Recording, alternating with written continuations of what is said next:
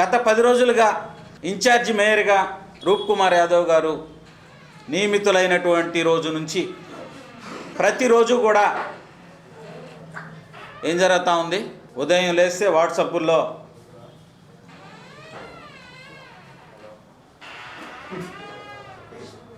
ఇదే పని. Incharge mayor ఎందుకు? ఇన్ఛార్జి మేయర్ ఎందుకు? దీనికేనా?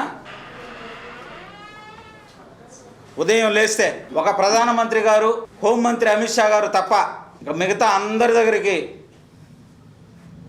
ఇదే పని గత 10 రోజుల నుంచి. ఎందుకు అని అడుగుతా ఉన్నా. మేము మాట్లాడింది వాస్తవం కాదా అని అడుగుతా ఉన్నా.